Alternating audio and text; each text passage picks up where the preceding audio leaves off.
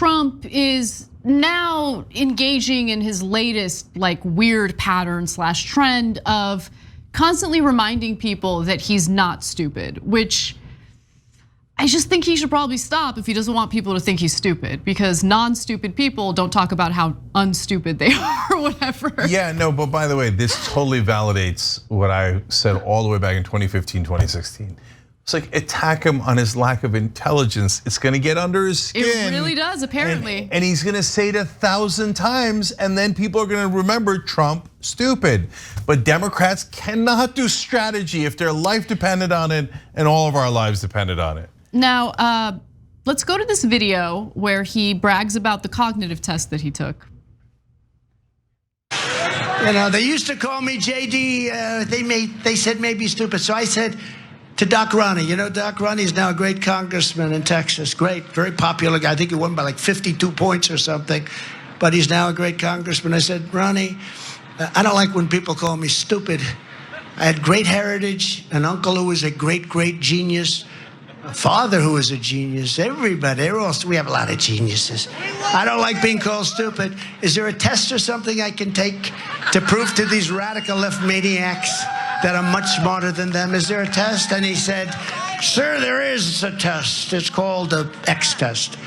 I said, what's it like? He said, well, it gets very tough. The first questions are easy, and the middle of the test gets tough, and the end of the test is quite tough. So what he's referring to is the cognitive test that he took to prove that he didn't have dementia.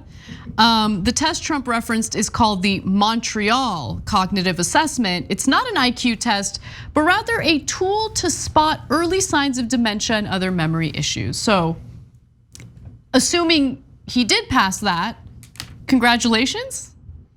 Yeah. You know, nailed it. He said at one point he had me take the X test. Like X is in fill in the blank because he didn't remember the name. Now, how's that for irony, as he's bragging about how he has great cognitive skills that allows him to remember things, because that's one of the things that this test is trying to find out, is assessing, right? That's why he famously had that line about man, woman, camera, TV, etc. Because he was like, look at me, I can remember things, even though he was just pointing at things he saw at that moment, right? So if you're trying to prove how good you are at it, you wouldn't say, you know, the test, I can't remember the name of it. Dude, just like, just don't, how about don't bring it up?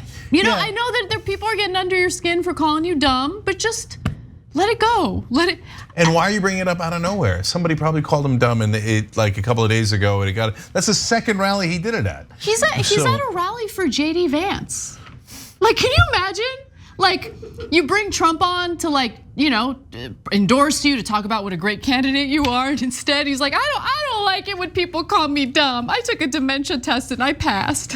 Okay. Yeah, like imagine Bernie Sanders comes out to do a rally for Nina Turner, and by the way, 11th district, make sure you're voting Cleveland, Ohio election. Early voting starts now. All right, I got that plugged in.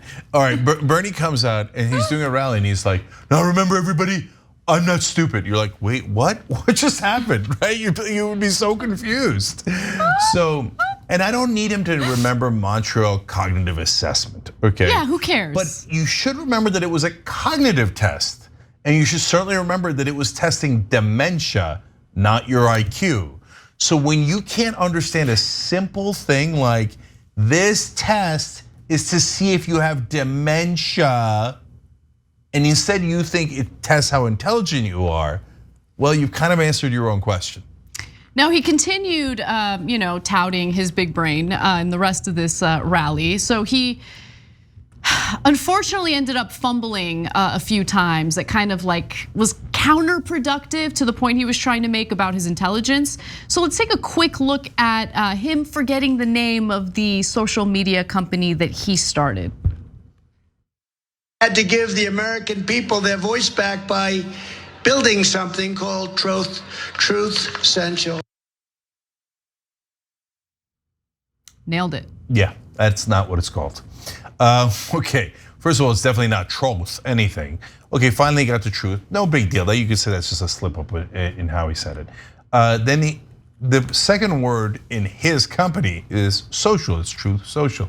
He said truth essential. Now, some people are interpreting that as truth central, but I thought it sounded more like essential. Yeah, same. I thought so too. Yeah. Listen, I'm gonna be honest, okay? Sometimes, especially when you're speaking off the cuff, words are like not coming out right. That's happened to me a billion times. That could be the case, right? That was a short snippet. Yeah. And who knows, maybe he corrected himself immediately after that.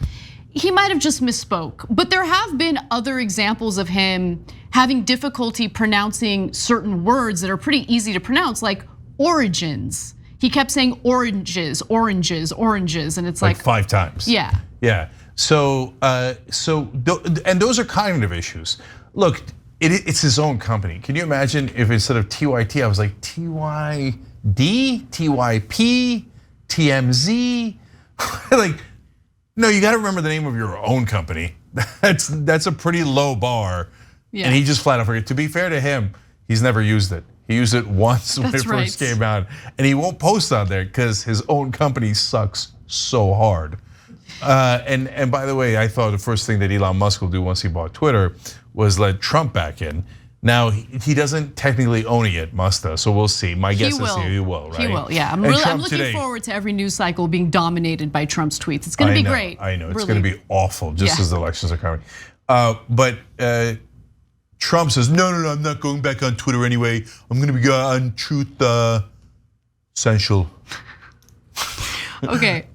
I have not seen the video that we're about to show you, but it looks like it might be a compilation that our wonderful producer Shwarya put together of Trump saying dumb things. So I'm looking forward to it. Let's watch.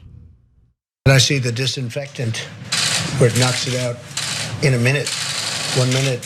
And is there a way we can do something like that by injection inside or almost a cleaning? Putin uses the N-word. I call it the N-word. He uses the N-word, the nuclear word, all the time. Gee, the windmills, they don't work. They're too expensive. They kill all the birds. They ruin your landscapes. China has total respect for Donald Trump and for Donald Trump's very, very large brain. I know words. I have the best word. Global one. No more wind, no more life. The ocean is going to rise 1/8 of an inch within the next 250 years. We're going to be wiped out. I speak from here and from the heart. I speak from the brain, but I speak from the heart. It's both. We speak from the heart and we speak from the brain. We're going to deal from the heart. We're going to deal from the brain. Like you'll go person, woman, man, camera, TV. So sad. By the way, in that same Ohio speech, he forgot several lines. So not the best time to be bragging about your cognitive skills. Those compilations are always funny. But guys, the first one, when he said we should use disinfectant in the lungs, it should have been over. There shouldn't have been a single American who wanted him to be president again. You could see that there's no question that he was not joking. And you could certainly see it in Dr. Birx's reaction to him there. Everyone should have been like, oh, the guy doesn't know that you can't inject your lungs with bleach. Maniacally stupid, and we're done with them.